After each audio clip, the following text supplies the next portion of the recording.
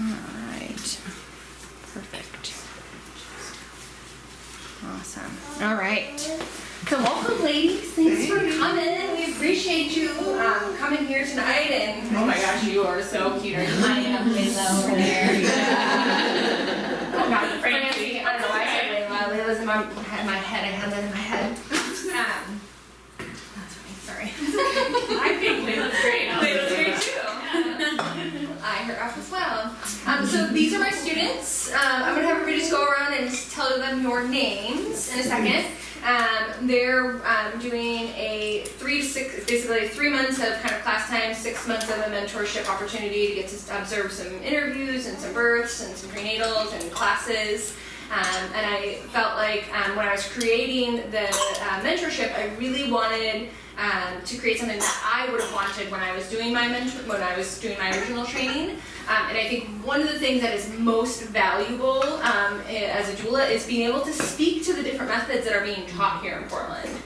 So we really wanted you guys to come together, get an opportunity to speak about your specific method, answer, of course, any questions, how your method works well with doula care, and then give them an opportunity to ask you guys questions, and then, of course, handouts and give out some of your stuff for that. Who of all of you lovelies would like to start with us tonight?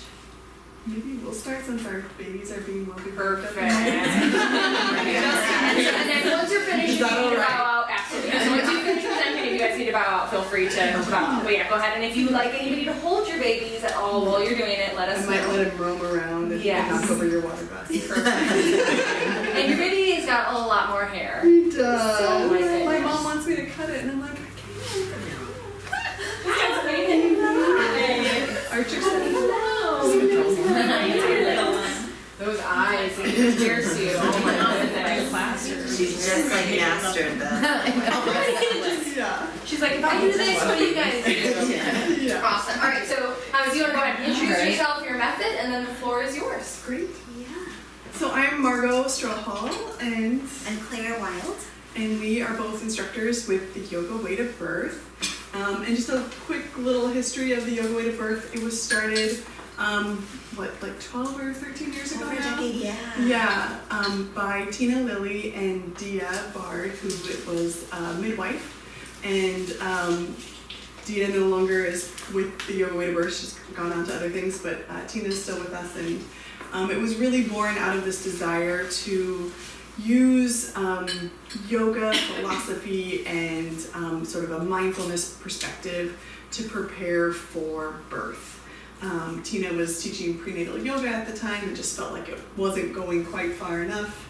And Dia was also very involved in mindfulness. And so Claire and I have been with Yoga Way to Birth for a few years now and kind of have been brought on through an apprenticeship style, which I think is such a lovely way to learn the curriculum. And I guess we can dive into what is the Yoga Way to Birth and how that might be. So I think the theme was like 10 ways the Yoga Way to Birth would help you as a doula to help your patient or clients prepare for birth. And have any of you, before today or me mentioning it, had any of you heard of Yoga Way to Birth, or have you known anybody who's used it before? So yes, I've heard of it. Yeah, it's a pretty popular method here in the Portland area. For sure. And it's only here in Portland. Yeah. Okay. And there's a 6-week series and also a weekend intensive, so there's a few different options. And I know that there's, when people are prepping for childbirth, there's always kind of like, what can I fit in? So there's a few different choices in that regard. Would it make sense to pass this around? Sure. Yeah. Oh, sweet. Maybe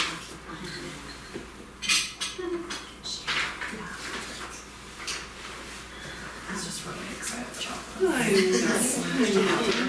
you want a little bit?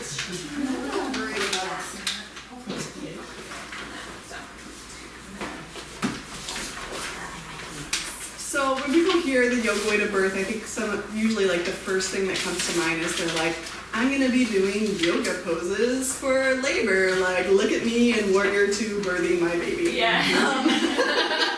But that's not exactly what we're doing. Do you guys want one too?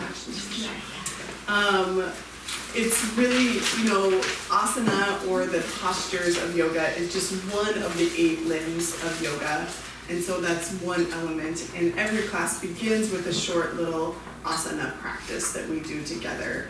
But it's much more about, again, sort of this mindfulness approach and using what is called in yoga svadhyaya or svadhyaya, this self-inquiry, self-study to get to know yourself as you prepare for your birth. And there is a lot of movement, so we really emphasize like the body as the teacher during the course. So we do a lot of kind of hands-on, these like nice colored copies that I just made. Do a lot of hands-on kind of partner poses that might be helpful during labor. We do a labor rehearsal as kind of a key part of the curriculum. So that's actually where the birthing person is holding one yoga pose over and over while their partner supports them in that. So kind of getting used to what it feels like. I guess she can just do it. Maybe that would be better if she were kind of. She's like, my mom used it when I was in work. I can speak to this, obviously.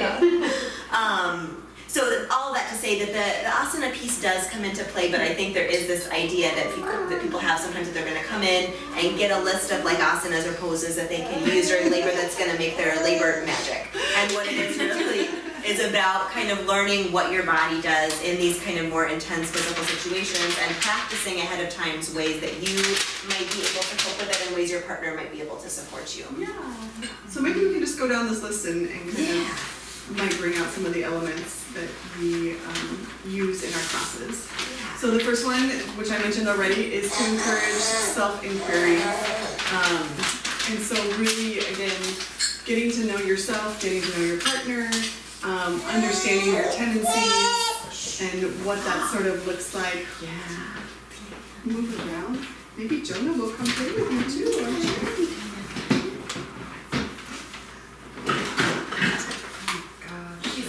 Ready. Family-friendly center around here.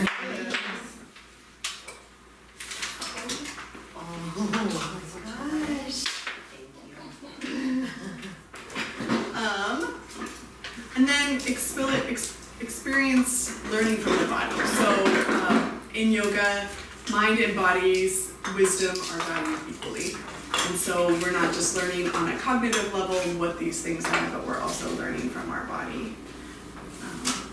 Yeah, and Tina Lilly has this beautiful quote, the body wants what the soul wants. So kind of, that it's not always what our mind wants, it's not always what our emotions want, but that our body is really teaching us some of the lessons that are most important for us to learn.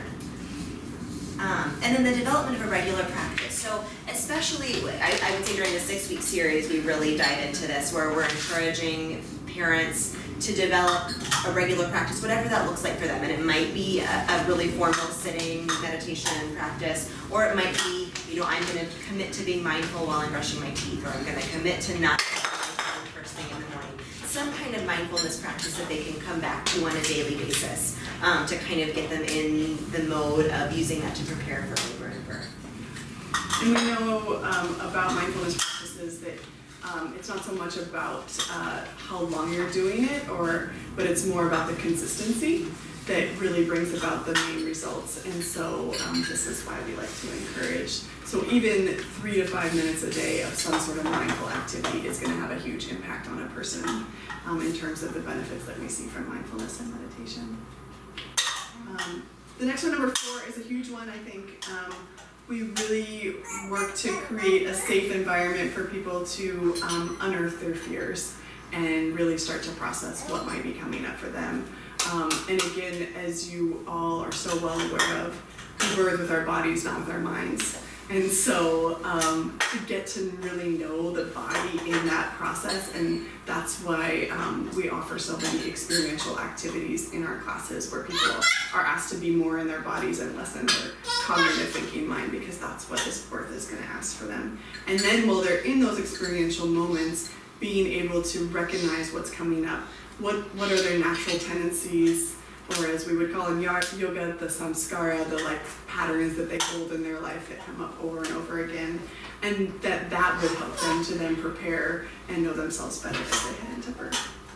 And also with the idea that kind of diving into discussion around what fears might come up is a really useful way of kind of getting things out in the open before they're in labor, before they're in the delivery room. So I think we really encourage people to go pretty deep, and it can, I would say some of those conversations can get pretty intense, and there are typically a lot of tears and a lot of intensity there. But again, the idea is to bring that out in the open, look at them in community, and then maybe don't have to deal with them in quite the same way during birth. Yes, yeah. We like to say whatever you unearth here, you won't have to deal with in your birth, because we're looking at it now. And then kind of what I touched on before is that idea of like labor rehearsal. So of course we like to tell people that there's no way really to simulate what it's going to feel like, what it's going to be like, but to kind of use that mindset to think of challenging physical or mental or emotional situations, using those as opportunities to observe your own reactions, using those as opportunities to practice giving and receiving support. Nice throw. Yeah, that was a good one. So kind of approaching a variety of situations with that labor rehearsal mindset and seeing what we can learn from those moments that might apply during labor. We are really hopeful that we are working to mitigate birth trauma. In my day job, I'm a clinical social worker, and so I really do hope that, and I do think that our classes are trauma informed, and what we know about what is a hallmark of trauma is a sense of loss of control. And so we really work to make sure that we're educating the couples that are in our class about what are all the possible outcomes, what are the possible interventions. We kind of talk through all different scenarios. Again, in this effort that should that arise, they might have some, they might feel tethered to something more, and that way they would feel less potentially out of control in those moments.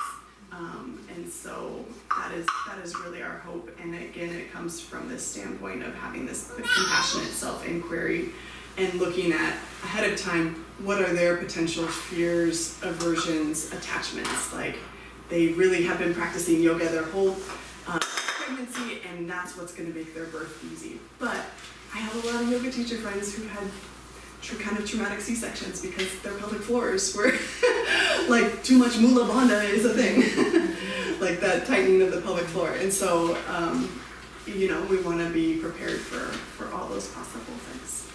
And I think kind of along those lines is that we're really wanting to come from a perspective of embracing all types of birth. I think sometimes the class a little bit self-selects people that are really aiming for a totally unmedicated birth. They're really hoping to use yoga and meditation as pain coping techniques. They have a really clear vision of what they want their birth to look like, which is a beautiful thing, of course. And yet we also want to make sure that that we're talking to people about the way that, as you all know, birth can go in so many different ways. So we want to validate for people that birth is birth, that we're maximizing well-being for mom and baby, and or birthing person and baby, and that their birth might end up looking different than they had envisioned, and thinking about, again, from that kind of trauma mitigation perspective, how we can address that ahead of time. So I want to just kind of speak to that. So basically what they're saying is like, the people who tend to come to their classes are women or families that are really looking for an unmedicated birth, but they make sure that they're explaining to people that it's a rainbow of experiences, and you never know. You can plan for anything that you want. Doesn't necessarily mean that that's what's going to happen on that day. And I think that one of the things that I really enjoy about this panel and these particular methods is exactly that. Is it's giving people tools, but it's also not shaming people for using pain medication. Yeah. Because we all know that no matter what it is that you want, there's always extenuating circumstances that can come up that make people choose different things. Like, for example, somebody really wanted an unmedicated birth, and then they've got high blood pressure, and they have to be induced, and they're on MEG sulfate, and they can't get up in labor. They have to stay laying down in the bed. For somebody who is a physical coper, which are going to be people who tend to be drawn to this method, that could be really difficult for them to then cope with labor if they're not able to get up in bed and move around. So kind of just really making sure that any method that we're encouraging our clients to take isn't kind of selling this idea as if you do it this way, you will have this birth, right? I mean, there's definitely that can happen sometimes, that people are kind of selling it in that way. And I think what's helpful too is we always, instructors tend to share birth stories, and we've had, as instructors, had a pretty wide array of different kinds of births, and I think that can help to normalize it too, knowing that people that are yoga instructors and that have been working with this curriculum for a long time are still experiencing that beautiful rainbow of different kinds of births. Yeah, absolutely. Yeah, and just what you said, Wendy, you know, about like, you can't plan for everything, and isn't that why we all practice yoga? Like, we don't practice yoga because we're in Mexico on the beach doing yoga. We practice yoga so we don't lose our shit when we're in traffic and we need to get home, you know? I practice yoga regularly. They just tell me what I want. That's a good reminder. I see my breath when I'm starting. You're right. Absolutely. We need it when things go wrong more so than when we do when things are going well. That's true. This next one is connection, and you know, yoga, the word yoga itself means yoke or unite or union, and so it really is about this, not just mind-body connection and connection with self, but we also really cultivate connection within the partners that show up for our class. People do not need to come with an intimate partner for their class.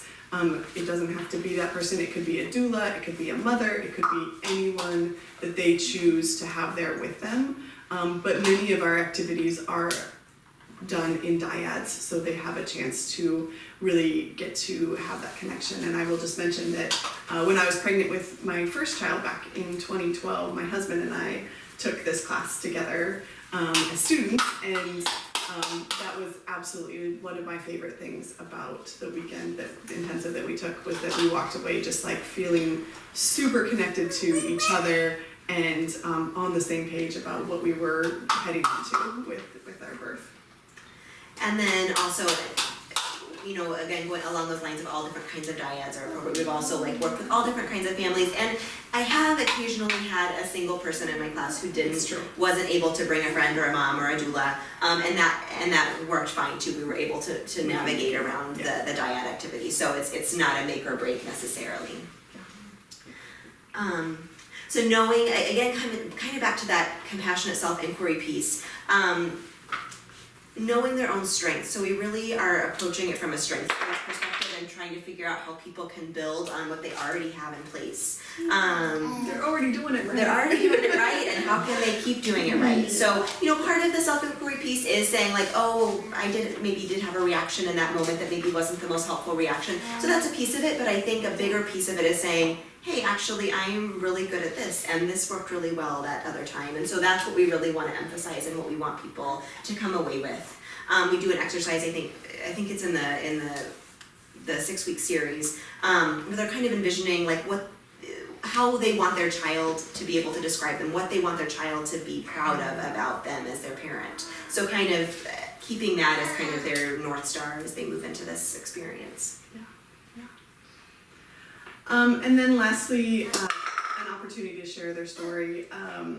You know, there have been some really amazing, authentic conversations that come up in these classes, and it creates a really strong bond within the groups, and they have become lifelong friends with their babies, and it is so fun. I recently just got invited back to a second birthday party reunion for our classes, and so I've only been a teacher for 3 years, so that's fun to like see that the first class that I really taught by myself is still connected and still getting back together, and they have each other on group text and they're always messaging each other, and it's so sweet that they connect in this way. And we know people need to share their birth stories, and so again with that 6-week series we invite couples back after birth to come together and share their stories. Super sweet and tender. And a celebration, because I did it! What's the average size of your classes? So 12 is our maximum, so it's a smaller group. So we keep it small on purpose, so that we have those kind of intimate connections that are in there. Yeah. What else do you want to add, Claire? A lot of the bullet points. Are there any questions that are Yeah, do you guys have questions about the method or anything for that?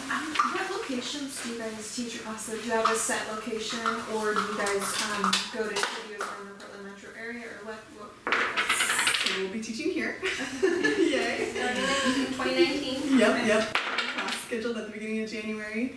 And then we've rented space for a very long time at Alma's movement space, but of course that has closed. So just the movement space, not the midwifery group.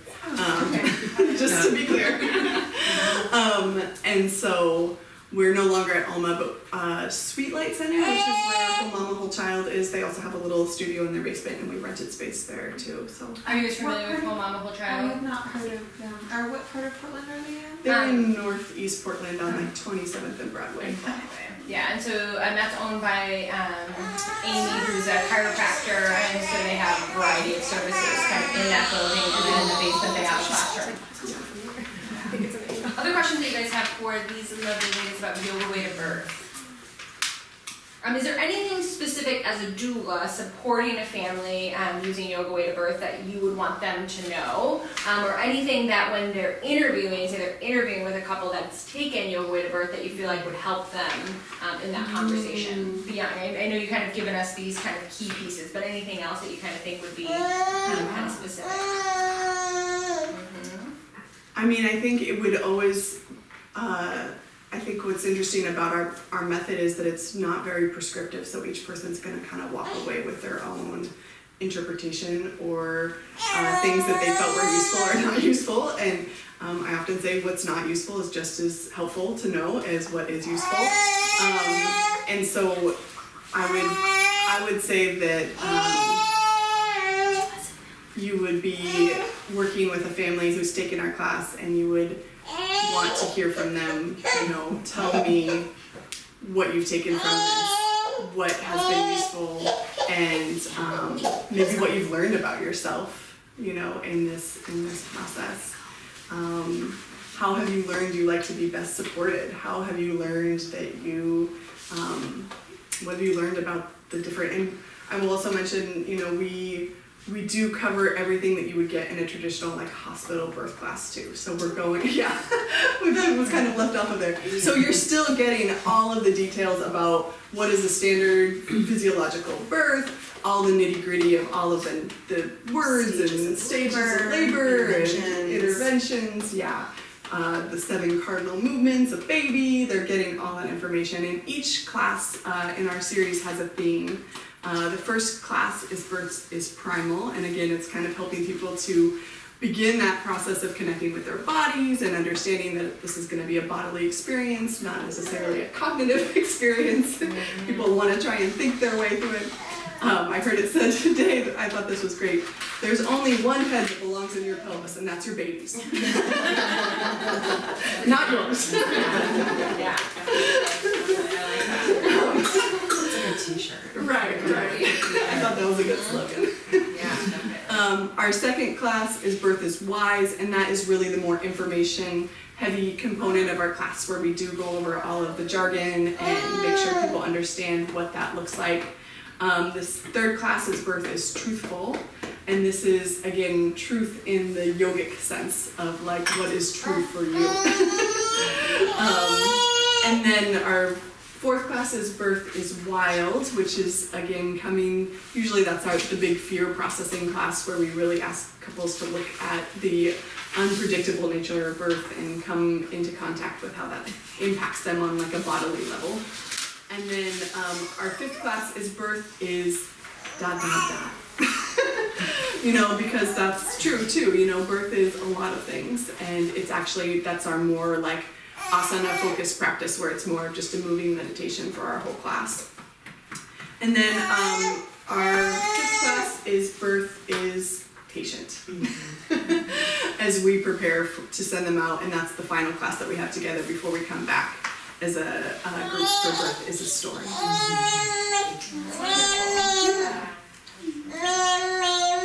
That's right. You tell us the story, Archer. So patient. So any other questions that you guys have for these lovely ladies before we let them depart with their babies and get to bedtime? Everybody good? Awesome. Well, thank you guys. So much for the And our email is on there. Feel free to message us. And I'll take that. Awesome. We actually have perfect, yeah, Perfect. shoot over, yeah, for extra people. And then you gave me we have some flyers some up there flyers still. Yep. there. Yep. I think we need to get some more We of need our to stuff order some more printed, so marketing material. we'll Perfect. make sure that there's some more here. Yeah, I feel like I'm missing something. Here, those, didn't you have something else besides the brochure? Oh yeah, there's cards right there, okay. Yeah, those are Yeah, just so we my have some cards. information there, but when you guys get some more, you'll send them to me and I'll make sure you guys all get some of the handouts and stuff. Awesome. Alright, well thank you ladies. Thank you so much. Can I help? No, I know. Thank you for having those. I did not know. No, that's why we got them.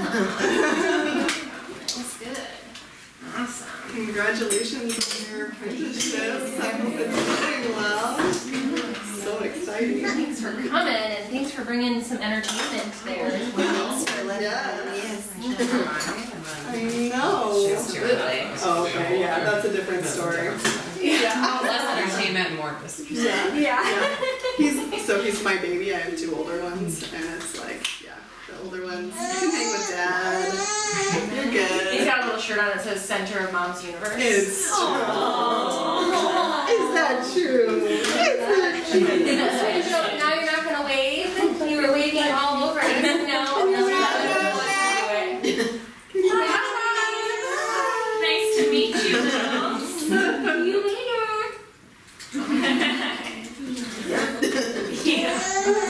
Good to see you. I got it. I hear you. Thank you all. Have a good day. Thank you so much. Thanks, Wendy. Yeah. We'll get connect in December, so we can kind of give you guys like a walkthrough and all stuff, getting ready for your first birthday. Awesome. All right, see you guys later. Bye. All right, then how about I have you guys scoot over a little bit? Yeah. Well, I have some. Perfect. All right. So I think Liz is gonna go up next then. Sounds good? Alright, so Liz actually offers two different, she has two different offerings. So I'd love for you to touch on both. I know we're kind of primarily looking at kind of those birth classes, but I definitely want you to talk about your postpartum classes as well. Yeah, like Wendy said, my name is Liz Winters. I'm a nutritional therapy practitioner, and I'm also a prenatal and postpartum specialized trainer. And I'm on that board somewhere. Way up in the corner, hanging out. So I'm the regional director for BirthFit. I'm passing out a little card right here that kind of explains what BirthFit is. So BirthFit, basically our mission, has anybody heard of it before? Yes? Cool. Good. I feel like it's really exploded in the last 6 months. Yeah, absolutely, absolutely. Let's give you a little bit of background. It was started in 2011 by a woman named Lindsay Matthews she was in Venice, California. She's a chiropractor. She's still the woman that runs it. And we are set up similarly to affiliates. We have regional directors throughout the U.S. And in 2018, there were 3 of us that started in Oregon. So that's why it's just kind of starting to move into Oregon this year. So And I know Jenny, yes, Jenny, who does Bend, and she just recently took a doula training with me. Yes. So yeah. Yes. Jenny, yes, yeah. I'm actually in the conversation with her about going out to Bend to do an ICA training out there. cool. with them. Awesome. She sends her regards. I told her I was doing this tonight. Oh, yay. She's lovely. She's like, oh, yay, great. What? Oh, I said she was funny. Yeah. She was in her doula training Oh, with her. perfect. She drove here, so someone lives in Bend. It was a 6-week series, and she drove here from Bend every Friday and back. She's a champion. Amazing. Yeah. She's a rock star. She's an absolute rock star. So BirthFit is here to kind of cultivate awareness and enhance education through what we call the motherhood transition. So that the birthing woman can have the space to make her own informed and intuitively guided choices. So we do this we have 4 pillars. They're gonna be a little bit different than what's on your card because we literally just did a rebrand this fall, just after you press print on something, which is great. Yes, of course. So our 4 pillars are fitness, nutrition, mindset, and connection. And then through these 4 pillars, we offer classes around fitness, we offer childbirth education classes, workshops, and then individual consultations. So that's kind of the whole BirthFit suite of things. So one kind of thing I want to clear up is that BirthFit is not just about working out through your pregnancy. That's what a lot of people think. They see BirthFit or they see, mom with big baby bump holding barbell or kettlebell or whatever, and they're like, that's awesome. And those are kind of the sexy images we get to see on Instagram, and like that's what's easily shared. But it's really so much more beyond that, because we're really trying to create this educated and empowered state of readiness that's specific to the motherhood transition. And so within BirthFit, when we're talking about motherhood transition, we are defining that as the point from when you're like, you know what, I think we should have a baby. Okay, starting there, through all the way at least the first year postpartum. So we talk about postpartum being forever. Once you've had a baby, you are forever postpartum. There's always something to work on there. But we're talking about that first year as that immediate postpartum rather than like a 12-week, rather than the 4th trimester. We're extending it a lot longer. We do that because we believe so strongly in this and respecting the time that it takes to heal physically, emotionally, spiritually from birth. So we, like Wendy was saying, we offer a few different kinds of programs. Specifically here, we teach a postpartum class called Breath and Flow, and that's really geared towards moms who are 4 weeks to 12 weeks postpartum, but really anybody could take that class. So it's kind of like your first foray back into reconnecting with movement, reconnecting with your body. And it's the fitness classes that we offer, they're not just about like, okay, let's work out, let's get ripped. Not so much, but that's sometimes when people come in and see us. Well, because if somebody's really active before having a baby, the minute the baby comes out, they want to do that again, and a lot of times women will jump in and then they push their body and they end up injuring themselves. And so you're going to hear this a lot with moms of like, well, when can I start working out? It's like, well, you don't ever have to necessarily stop. It just needs to look different. And this is really awesome because it's an offering specifically for your body, and will teach you how to help your body recover in the way that's appropriate for somebody who just gave birth. Exactly. And so we talk about that kind of transition as this slow is fast. So you can think of it even specific to a movement. The slower you move through a movement, the faster you're going to build strength and stability. The slower you move through postpartum recovery, the faster your recovery will actually be. So if we're going to jump right back into fitness, which is what a lot of moms who are coming to see me, again, they see BirthFit, they see the mom lifting the barbell while she's pregnant, they're like, I'm going to go work out with her afterwards, it's going to be great.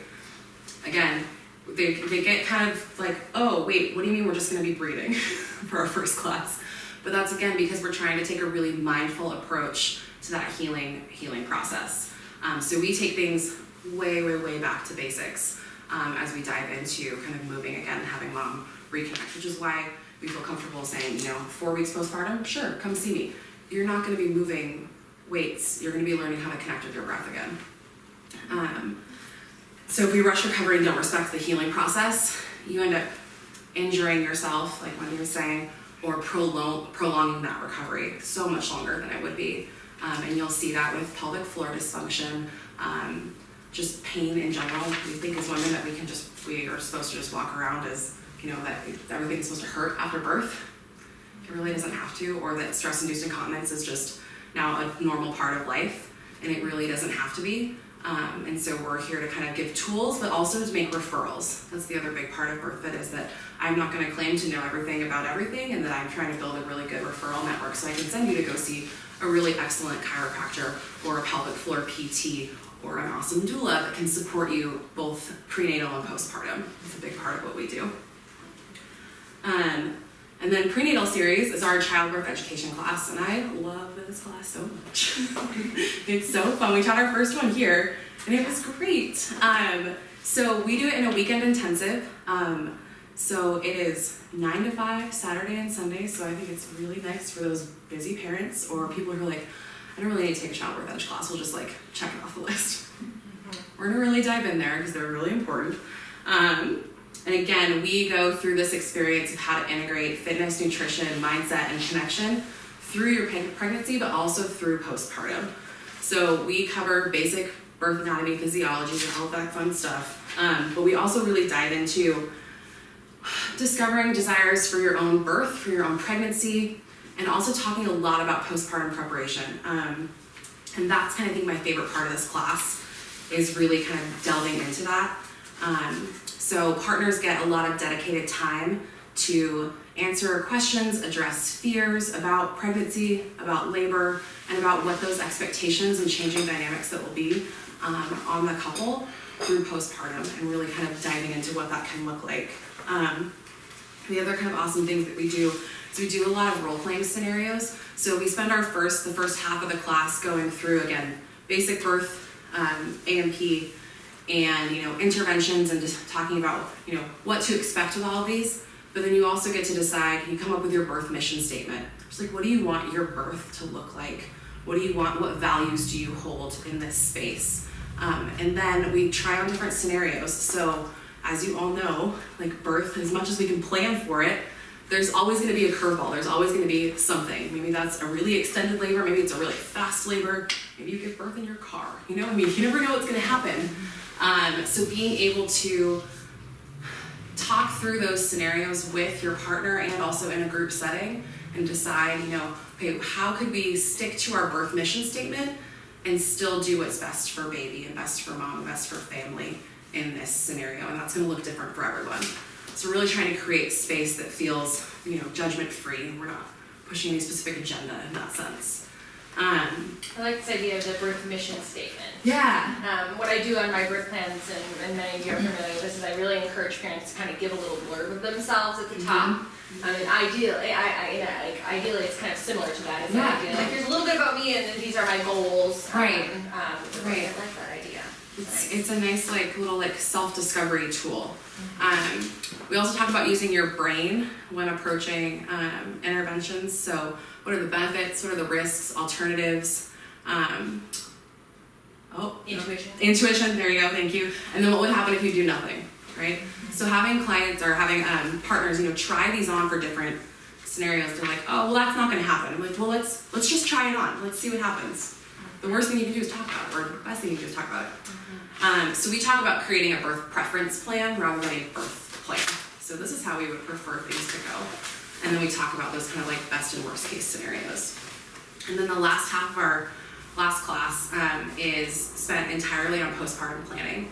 And again, we consider that immediate postpartum, that first year. So we really dive into, what do you want your first 2 weeks postpartum to look like? What are your goals? What are your priorities during that time? It probably isn't getting back to the gym. It's probably, bonding with baby, connecting with partner, getting used to things. What does that look like at 3 months? What does that look like at 6 months? What does that look like at a year? And really just kind of thinking about it. And again, it's more of a preference. It's going to be just getting those thoughts ingrained. We're not going to know exactly what it's going to look like for every single person. But that, I think, is one of the more valuable things in that class, is that really big emphasis on postpartum planning, because we forget, you get through labor and birth, and then 2 weeks out and you're like, oh, okay, now what? Life is pretty different. So again, we're trying to foster that community and that connection so people know that they have resources beyond that time. And kind of putting the bug in the partner's ear, because you're all going to hear this from your families in postpartum, like, well, nobody told me that, or I wish somebody would have mentioned that. It's like, well, people did, you just don't remember that we talked about it with you. So when you're really incorporating it into class and giving them kind of tangible, hands-on information, then it's really going to kind of sink in. Because I think that we spend so much time talking about getting the baby out that most people spend very little time talking about what's going to happen once the baby arrives. And as an experienced doula, I'm going to tell you, that's the time. That's the time when people need really good support. The baby's coming out one way or the other, and that's a 24, 72-hour, experience. But postpartum, you're always postpartum, and really that first 6 months is such an intense time for families. I'd say one more thing about our movement classes, and really movement. So we incorporate our movements through our prenatal class and in our postpartum class, and so you kind of get a taste of how to incorporate everything through that entire year. Is that it's based on developmental kinesiology, which is the hardest thing for me to say, which is the study of how humans learn to move. And so this comes from dynamic neuromuscular stabilization, which is just way too many big words for this late at night. But it's an awesome organization, and they study and apply developmental kinesiology to rehab and also childhood development. So they watch, I wish our babies were still here, because we could watch them how they're moving around. But watch how babies learn to move, learn to breathe, learn to engage their core, and then we take that and we apply it to postpartum development, postpartum recovery and rehab. Because baby's sitting up here, right, so your diaphragm is getting that shortened range of motion, which is really similar to how babies breathe when they're born. So they have that like fast, rapid breath, and then they're learning to lower that diaphragm, learning to engage that breath and movement and core as they're starting to move around, and that's exactly how we train moms to move. So we're really taking things like way back to basics, like all the way back, and that has been one of the most beneficial ways that we've seen, healing of diastasis recti, that separation of the abdominal muscles, and also creating a functioning pelvic floor again. Because again, it doesn't matter how you birth, your pelvic floor is going to be fatigued from carrying a child for 10 months, right? So that's just something to keep in mind for that. Yeah. Awesome. Any questions that you guys have about the method? So you said that you get a lot of moms who are sort of like fitness oriented. What are some ways that you talk about it that aren't like, okay, well you can't do that like without sort of like squashing your dreams? Right, it's a balancing act for sure. It depends on what they're coming from. So people come into our class, they see CrossFit and BirthFit. They think it's it's CrossFit for pregnant people. And it makes sense, right? Like, I get the connection. But it's really talking about a couple different ways we can go about it. So either returning to the intention behind the movement. So burpees are one of the ones that mom's like, I'm gonna do burpees all the way through. It's like, okay, well what is one, amazing, because I can barely get out of bed right now. Yeah, well, I have to say, you've been posting the videos, and you are impressive. Oh, well, thank you. You are impressive. You guys should follow her on Instagram. This baby bump has been getting all over the place. Like, you're amazing. So Keeps me sane. yes. But returning to the intention behind the movement. So what's the point of a burpee? To get up off the floor quickly. Okay, well, mom can probably do that in a much more specific way that makes sense for her. And then also reminding her of what she's training for. And that's, I think, the biggest and hardest shift with competitive athletes. Like, you aren't training for a marathon right now. Like, you're training for birth, and birth is an incredibly athletic event, and so that's kind of how we frame it. And so we want to choose movements and mindfulness and lifestyle that is going to support that training. You're training for, the strongest birth that you can have, and sometimes that means slowing down a lot, and you're also training for a faster postpartum recovery.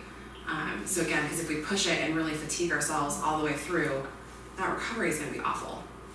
Which is similar to if an athlete gets an injury, if they don't take the time to rest and they just kind of push it and ends up having the risk of potentially injuring them longer Exactly. and taking them much longer to heal. So I think it's really when people who are athletes have a certain kind of brain and certain kind of mindset and kind of terminology, and this is a way for you to be like, I hear you, I know what you want to do, but I'm also telling you your body is different and we need to acknowledge and support that, because otherwise you're going to hurt yourself and it's going to take you kind of longer to get to where you want to be. And we get that 6-week timeline in our brains, because that's when the doctor gives you like the stamp of approval for sex and exercise, and that's cute. But any kind of orthopedic injury that you might have has a minimum of a 12-week recovery time, and that's just like initial inflammation dealing with. So to apply a 6-week time frame to a birth, especially if it's a cesarean, that's major abdominal surgery. That's a much longer recovery. It doesn't mean that you're bedridden and you can't do things. It's just that first year postpartum is going to look different than your year of pregnancy or the year before.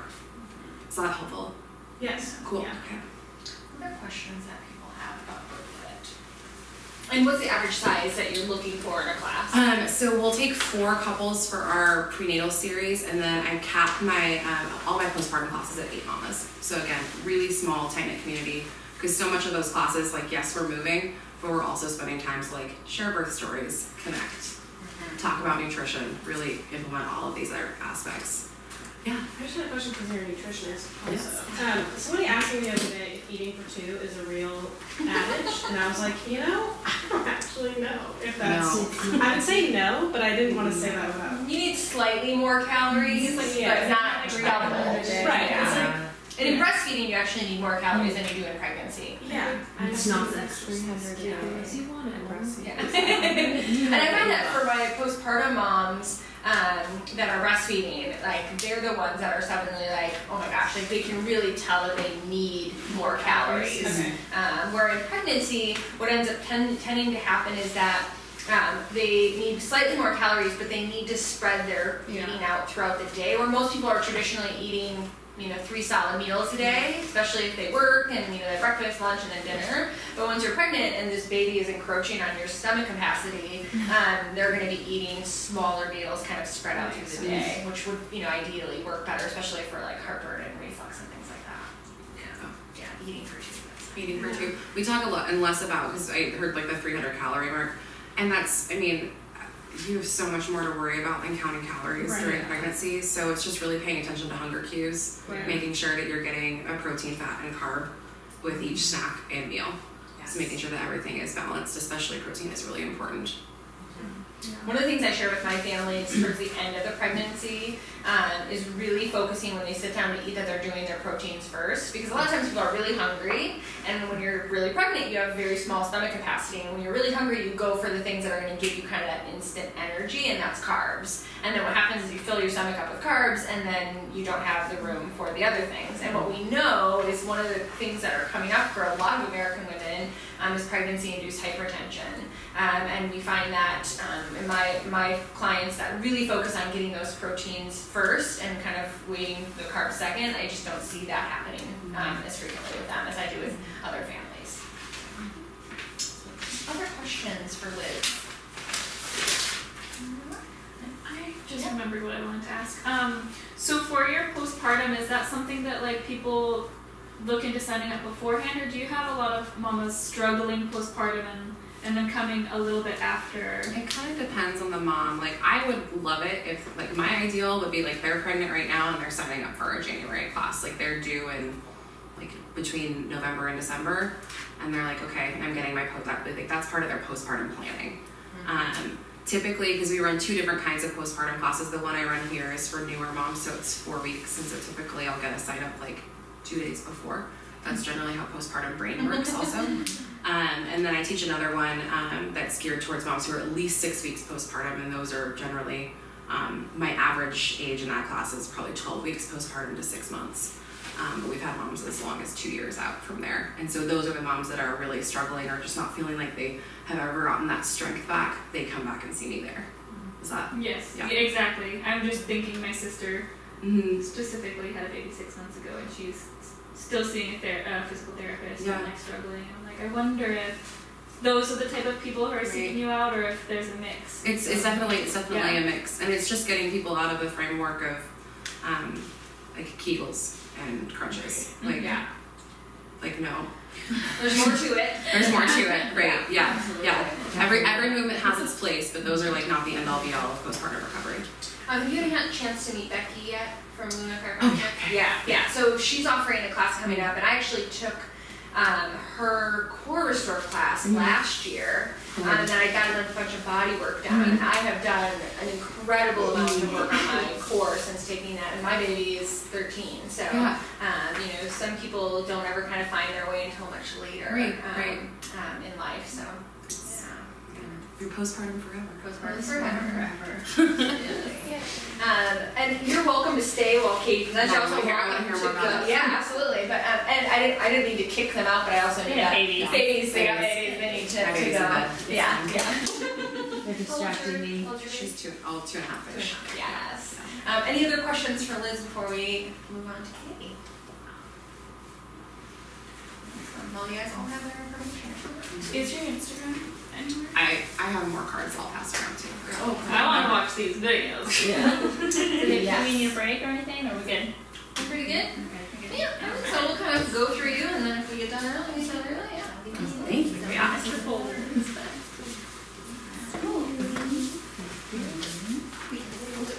Folder. I got all kinds of stuff in there. Thank you so much.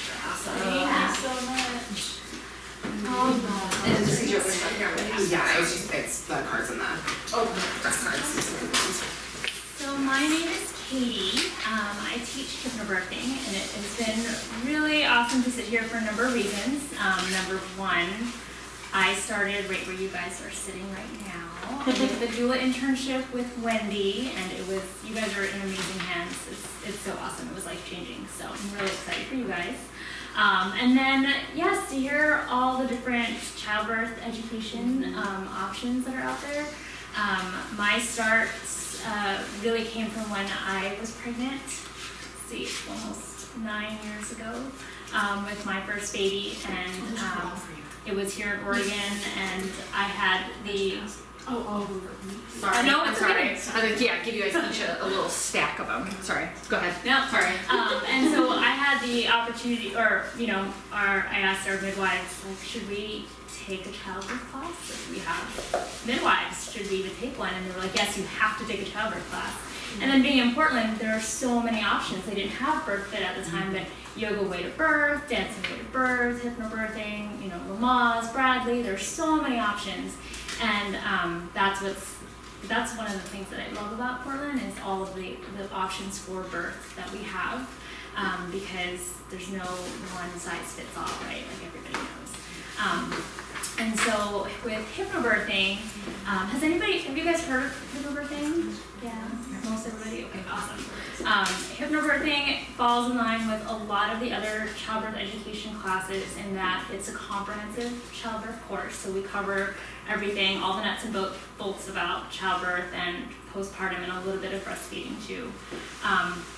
But the twist on it is that we incorporate self-hypnosis and use that as a way of approaching birth as something that is an instinctual and physiological event that happens in a woman's life in the childbearing years. And so one of my favorite quotes about hypnobirthing is that every family can benefit from hypnobirthing, but hypnobirthing benefits every family differently. And so, like, what Margo them were saying with yoga way to birth, you have a lot of clients who seek out hypnobirthing who have already educated themselves on everything about childbirth, and a lot of them are looking for a natural, unmedicated labor and birth. But then we also get a lot of families who are, for whatever reason, whether by choice or their medical or health condition, they are planning for interventions or even planning for cesarean birth, and they want to use these coping mechanisms in that birth to help them be more confident or more comfortable through the procedures, and then of course help with postpartum recovery and everything else that goes on with that. As we know, postpartum is forever, right? And so some of those can help. And so one of the things that we teach in hypnobirthing is that birth is wild, is the first thing I tell people, is that birth is wild. That's the only thing I can guarantee you about your birth. And that a lot of people have this misconception that hypnobirthing is just for, it's just for hippies who want to have a natural birth. But we have people, again, who want to come for any kind of preparation. And so we teach them that, yes, birth is wild, and to prepare for any event and to give them the skills, a lot of the tools that they already have, but just kind of honing those skills so that they feel comfortable and confident no matter which way their birth goes. I think someone else mentioned earlier that trauma happens when we feel like we're out of control or our choices are taken away from us. And that's another big piece that we emphasize, is how to navigate those situations so that you feel you're still in charge of the situation, even though the situation may be wild and out of control, but you still feel like you're having choices and you're advocating for yourself, so that no matter what happens, it doesn't feel like this was taken away from you. This was still something you did. And so we just honor that space. One of the things I think in your handout there is some of the advantages of hypnobirthing. So eliminating the fear, tension, pain syndrome before and during and after birth. So a big focus of hypnobirthing is the idea that when the body is in a place of fear, right, our fight or flight hormones are kicking in, that creates tension in the body, and then that also then creates pain. And so what we focus on is eliminating the fears around birth. And how we do that is we talk about what really happens in birth. So what people can kind of expect, not of course like the plan, but understand how their bodies work, and also what some of the things that can happen in birth, whether it's in any setting, it's at home or the hospital setting, just some of the things that can happen. So it kind of eliminates some of those fears and then that tension. It reduces and often eliminates the need for chemical anesthesia, episiotomy, and other interventions. So statistically, families who use hypnobirthing have lower rates of intervention for a number of different reasons. We also see less fatigue in labor, mostly because we're focusing on the breathing aspects, as well as shortening the labor phase, all in all. And I will say I had both my babies, we used hypnobirthing for both babies, and we had a 5-hour labor and a 4-hour labor. So it was intense, it was crazy, but I do see a lot of shorter labors in hypnobirthing moms. Also, we do incorporate the birth partner in all aspects of the classes, whether it's their intimate partner or whether it's a mom, a doula, a friend, whoever they want to bring to the class. If the class is small, typically I cap my classes between 6 to 8. I have fit as many as 10. I don't like to do that. It gets crowded, but you always get those moms who are at the very last minute, like, I really need to save my class now, and so we try and fit everybody. But if the class is small, I've had both families bring their doula with them or bring their mother-in-law, so we've got 3 sitting in a room for a couple, and that's perfectly fine as well. The more the merrier, right? But we do incorporate the partner as well to make them feel like they're just as much a part of this birth as well.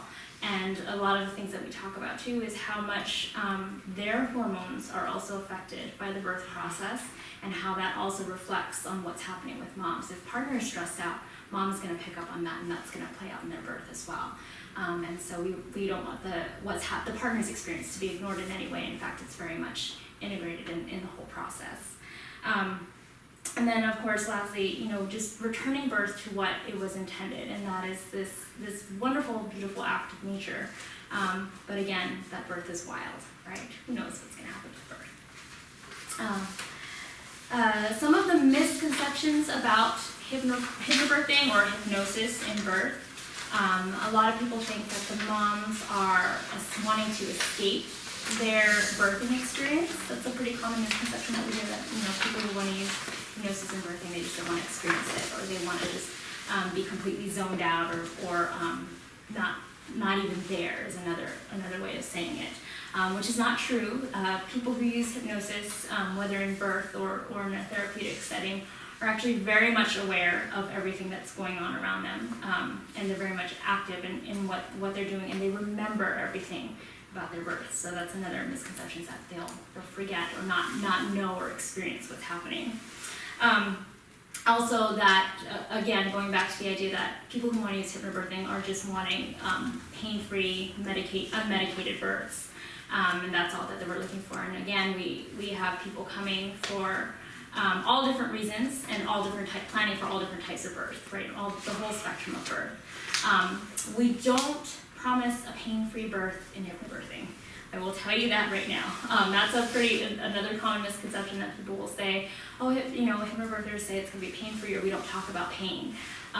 We do. We talk about the experience or the sensations as the moms want to define it, because that's their birth experience, right? I could tell a million birth stories, I could tell them my birth stories, but it's not going to be their birth story. And so, giving them that space to explore and let that be whatever it's going to be. Another common misconception is that hypnobirthing mothers will not push. That we hear that, and we also sometimes hear that pushback from doctors too, that hypnobirthing moms aren't pushing. So we really dive into that in hypnobirthing, but what we advocate for in hypnobirthing is, rather than forced pushing, which we've seen on TV, bless you, we advocate for moms to breathe their baby down, or to work with the breath. Now, if that means that the mom is pushing, that's what she's doing, and we teach them that the physical response to what your body is doing is going to feel like pushing. You're still pushing, but rather than force pushing, you're working with the breath and you're working with what the body is doing. And there's been a lot of recent research, even though it's what we've been doing for 25 plus years, that force pushing is actually more dangerous for moms and results in more tearing, more complications, rather than letting the body do it on its own, essentially. But we're not teaching mothers that they're not pushing, which is, again, a common misconception. And then another big one too is that, hypnobirthing moms are quiet moms. They don't make any sounds in labor, which is absolutely not true also. They're all sounds, all breathing, all movement. I tell people you can have like a completely calm, zened out birth. You can have a totally I'm losing my shit birth, but it's all part of it, it's all your experience. Because sometimes those moms that are calm and zened out, inside their head, they don't feel like they're doing well. Yeah. Like I've had moms who I said, that really looks like you were coping really well through that contraction. And they're like, no, I'm not, I don't know what you mean. Because again, on the outside, it looks like that's what's going on for them, but it's really about what's going on inside their head that really matters at that moment. Yeah. Freaking out. So some facts about hypnosis. Does anybody have experiences with hypnosis? No? I bought a book. You bought a book. That's all I got. All right. That's wild. That's wild. And Tiffany, you've had some experience? I've done therapy. Okay, awesome. So hypnosis is just, it's a constant state of mind that we're all in and out of throughout every day. It's just another level of our brain activity, and it's simply a way of reaching your subconscious brain activity. And like we've all learned in birth, it's not our conscious mind that gives birth, right? It's a subconscious, and that's why hypnosis and birthing can work so well together. So just some examples, everybody drives, right? So you drive from home to work, or work to, or to here to home and whatnot. And on your usual routes, so you're driving, and then have you ever had it where you're driving home and then all of a sudden you forgot how you got there? Maybe did I stop at that stop sign? Did I run that red? Did I turn that turn? You're thinking about the groceries you gotta pick up, or I gotta go home and feed the dog, or I really need to tell my partner this story, and you've just kind of forgotten, right? So that's a level of hypnosis. That's your subconscious brain activity taking over something for you, right? It's taking over the driving, taking you on your regular route home, while your conscious mind is thinking about something else.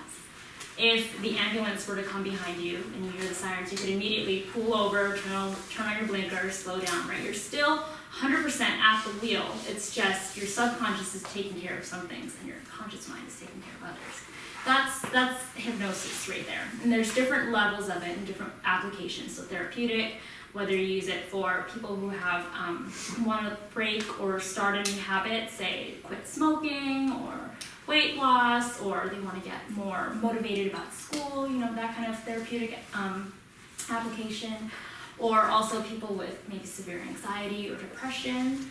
And then in a clinical setting, we've had great success with people using hypnosis for those who have allergies to anesthesia. So maybe dental operations or minor surgeries, and they've even done brain surgery now with where the patient needs to be awake. I watched this I don't ever watch daytime TV, but I was home one day for some reason, and I was on Dr. Oz, had somebody on there, or maybe it was the doctor, some doctor show like that, and they were talking about some recent studies around it for surgery and anesthesia. So very good. It's pretty crazy stuff. And so how do, just kind of bringing it all together, what do we use it for birthing? So we use all of those different applications. Of course, we teach moms to, we can teach them how to use it to minimize the sensations that they're feeling in their body, whether it's in their abdomen, anywhere, and we give them practice, moms and partners. Partners love it because they get to get some hypnosis activities going on every week. But so we teach them some physical tools that they can use, and then a lot of it though is emotional, clearing out those fears, really visualizing the birth experience that they want. And learning, visualizing themselves as a strong advocate, a strong mother, a strong partner, all of these things, and kind of brings it all in together. And then lastly, one of the basic principles that we use is the idea that for every thought that our mind has, our body has a chemical or physical response to it. And so of course, if moms are in a place of fight or flight, right, then their bodies are going to release those hormones. But if they're in a place where they can release oxytocin and endorphins, then that's going to play out in a positive birth experience for them. And so we can teach them how to actually manipulate those hormones, if you will, to have an effect on their birth experience. So, does anybody have any questions? I do. Yes. When is it ideal for a couple to take your class? Good question. And kind of what are some of the things that they're going to be doing on their own in order to kind of reinforce Yes. the work that you're teaching them? So very good question. So I have taken moms as late as 35 weeks because that's the last, this is my last mind thought. I need to take a childbirth class and I need to sign up for one right away. And then I've had them take it as early as 17 weeks, I think was the earliest that I've taken.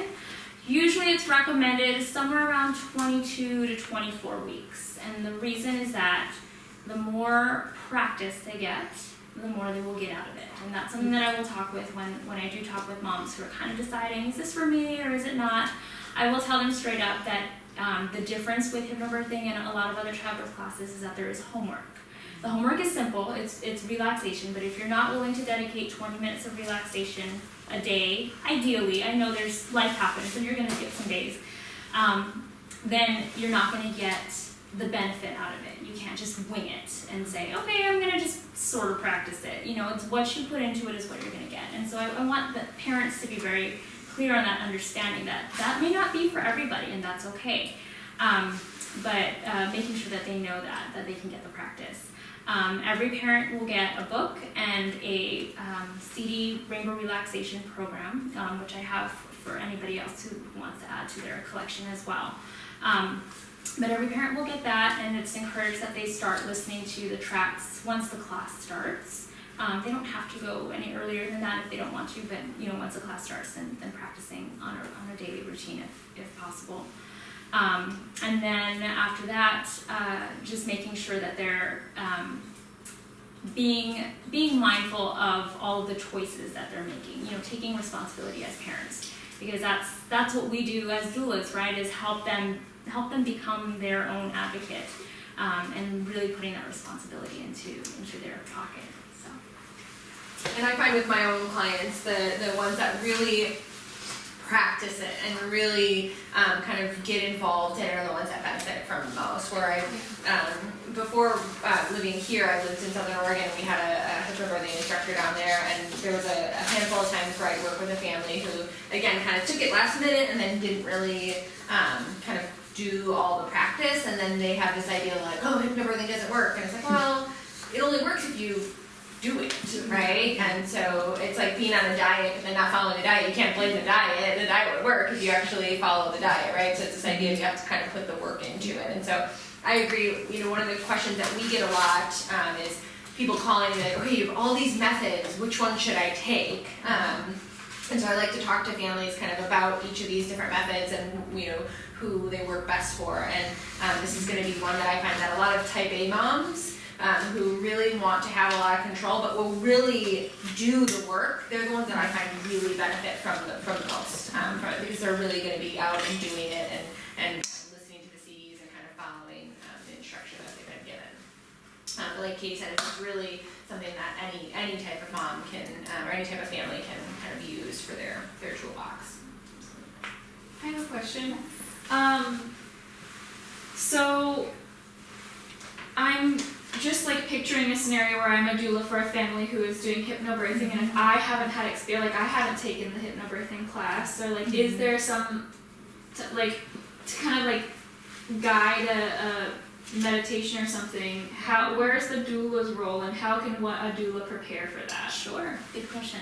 So one of the things that I would do is if you're interviewing with a family who's going to do hypnobirthing, or if they've already decided, is to talk to them about their class experience and ask them, you know, because we go through a whole bunch of different visualization techniques, breathing techniques, deepening techniques, and scripts. And so, and I tell them, we're gonna go through it all, and some of them you're gonna love, some of them you're gonna hate. And so just practice the ones that you love. So ask them, what are the techniques that that are working for you. What are the visualization pieces that you like? What are the words that you like? What are the scripts that you like? And have them share that with you so that you can put it in your birth bag for them and you can bring that with them. That would be one of the things that I would do. Ask them how they want you to support them in labor. What are the things that they want? Oftentimes, hypnobirthing moms will say that they want you to support their partner in supporting them. So kind of helping them remind them of the cues or the scripts or the visualization pieces that they want, or to remind them of their birth preferences. Kind of like if we need to navigate this decision making, kind of be that person to say, okay, we didn't want this. Is that still important to you? Or, hey, so the plan's kind of changing. We're ready to throw this out the window, and what can I do to support you? Because that's where they're going to need that extra support. Some of the things that are slightly different in a hypnobirthing mom, and again, this is just speaking narrowly to a physiological, intuitive birth experience, not one that's going to need a lot of intervention or help, but a typical hypnobirthing mom who is oftentimes very much internalizing her labor. We hear of labors being shorter, and we also hear of moms, and this is a big one, is that they're in denial that they're in labor with hypnobirthing moms. So they don't recognize that they're as far along as they think they are. I hear a lot of feedback we hear of moms is that they show up at the hospital and they say, okay, I'm ready to be admitted, and the hospital's like, well, I don't think you're far along enough, and they check them and they're like at 7 centimeters. And they're like, you're walking around and you're talking, like you don't look like you're in transition, and the mom's like, no, I think I have to push. And then the next thing they know, they have their baby in a couple of hours. And so, I had one dad where he was like, if I didn't call the midwives, like I would have delivered our baby, because he called them and then they showed up 10 minutes later and then the baby was born. And so, it's oftentimes you miss the traditional hallmark signs in a labor. I'm not saying that's with everyone, but just something to point out. So moms will oftentimes internalize their labor, and so you'll have to watch for the signs. Really listen for the change in their vocal pattern, because that's going to be one of your cues. When they kind of start doing that, like grunting, pushing sounds, like okay, we're getting closer, even though she's saying she's totally fine or she's not saying anything at all. Or watching for those physical changes, like the fluctuation in temperature, maybe some increased spotting, maybe increased nausea or vomiting, or having to use the bathroom. Those are signs that labor's really getting close to the end now, and even though mom might not be saying anything, those physical changes will still happen, and those signs will be there. And so that's something that you can really watch for in it as a doula as well, and I think those will help too. Yes. Benefits of somebody just getting the book and the CD versus taking a class. I know a lot of people that will just get the material. Absolutely, yeah. So I get that a lot of times. We know that ranges from doula work to childbirth. People have very tight budgets, and so a lot of people will buy the book and CD and do it on their own. And I'm not going to say that that's wrong. They can absolutely do that. I feel like the benefit to the classwork is that you build community. I think that's the biggest piece. I know it was for me. I still have lifelong friends that I met in my childbirth class. And I think that would be true for any childbirth education. It's just the community that you share, the stories, like you were saying, like you share stories and hear from each other. And I think we learn so much more from those real life conversations and just being in a class setting, that I think that would be true for any class situation.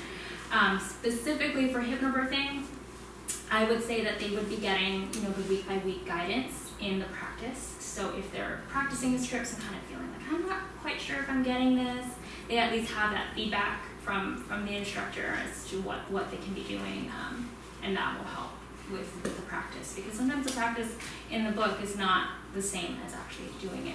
And then in the class setting, we also actually do the scripts, and so that's really lovely too. Everybody loves that. Yes. I don't know if it's possible. Is it possible for doulas to take these classes? Absolutely. So We're not I feel like I could benefit from taking it Yeah. when So- applied rather than reading the book. Yeah, so I've always opened it up to Wendy's doulas, all the doula love doulas. Any of you can come sit through my series, no charge.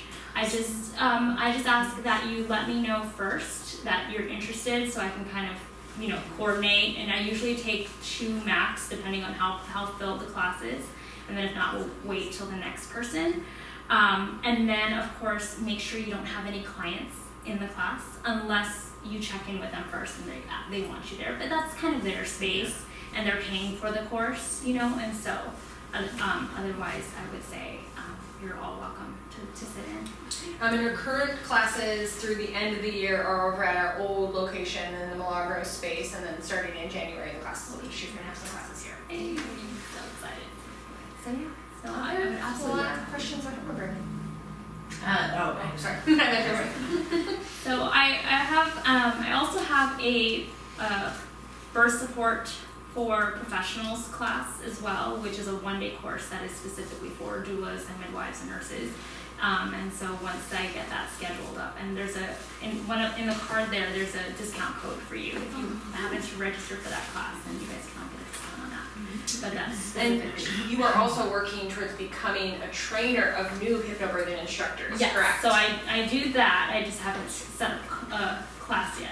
But yeah, so hopefully coming soon. yes, coming soon, probably in the spring. Yeah, probably in the spring we'll do that. So yeah. Any other questions that you guys have for either one of these? Oh, I do. Yeah.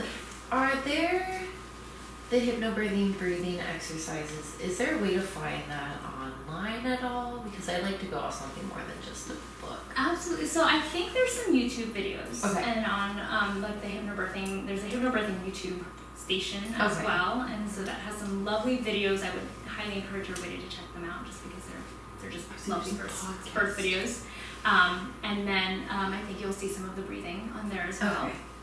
And then the book has a CD that comes with it. The So book has she's a got CD. some books for sale, so if anybody would like to buy a book from her, she has the So- books and then they have the Yeah. CDs with So it. the book has the CD that has a relaxation, and then I also have the rainbow relaxation set that comes with it. So if you wanted to, normally the sets are 30, but for you guys it'd be 25. So if you guys wanted to add it to your library. Yeah. Anybody? Okay. Anybody have any questions or anything else before we'll go ahead and take just a quick pause, let these ladies kind of make their way. If anybody wants to purchase books, grab Katie, and then we'll come back and do our closing, and we'll get to all of it.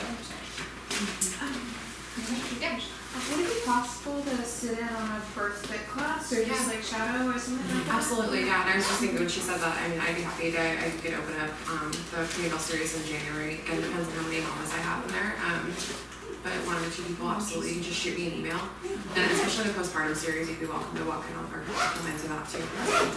Yeah, and then I suggest if you're gonna do that you offer to come early and stay late, so you're helping clean up, and then when you're observing, just like with our classes, you're just observing, and it's really, I think that you guys got to experience with the newborn care class this weekend, is it's really cool to get to see new parents and or pregnant parents and how they're taking that information in, because as doulas, we're looking at it totally different than they are, and so it's really cool to get to see their questions and the things that they're concerned of and how to apply these specific methods to each individual family.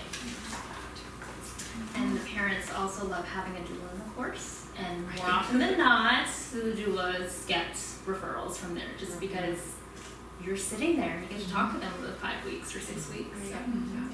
Absolutely. Awesome. All right. Wonderful. Well, thank you, ladies. We're going to pause here for a minute, so if anybody wants to grab questions, and I will send you guys some for that as well. And then there's Excuse me? I remember